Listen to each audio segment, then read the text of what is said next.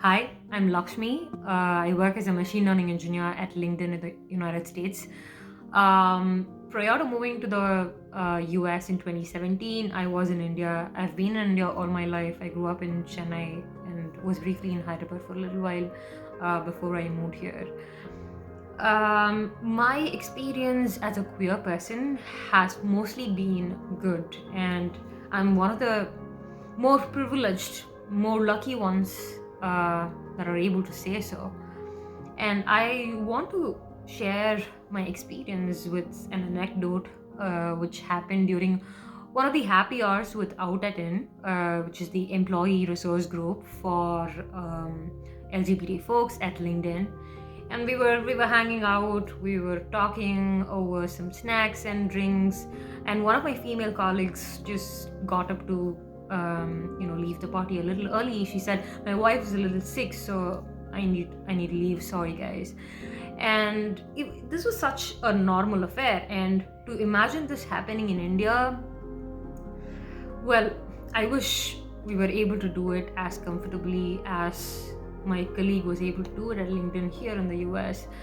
But the state of affairs is not quite the same in India. And what can we do about it, and what can take us a little bit further in making our workplaces LGBT friendly? One is sensitize your employees as to what the spectrum for sexual orientation looks like.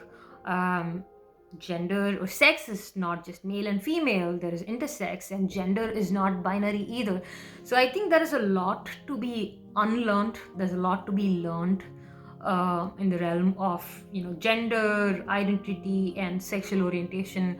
It's important to hold workshops, sensitize and educate your employees to facilitate greater understanding. I think most of the problem lies in not understanding what science has to say about this. And I say this in the wake of the pandemic. I think we have the vaccine that we have today is the product of science and technology, and what does this science and technology has to say about sexual orientation? I think in the Indian Psychiatrist Society has unanimously agreed that we should not be treating homosexuality, but there is still widespread ignorance about homosexuality in general. So I think it's education and awareness is step one. And two, I think workplaces need to have stronger anti-discrimination policies which will discourage employees from discriminating their colleagues on the grounds of sexual orientation or gender identity. And I think in the wake of Me Too movement, we have seen a lot of workplaces organize workshops around what is acceptable and what is unacceptable behavior at workplace when it comes to sexual harassment. I think the same kind of workshops or on similar lines, I think we need more workshops to educate people as to what is acceptable and unacceptable behavior when it comes to discrimination against LGBT folks.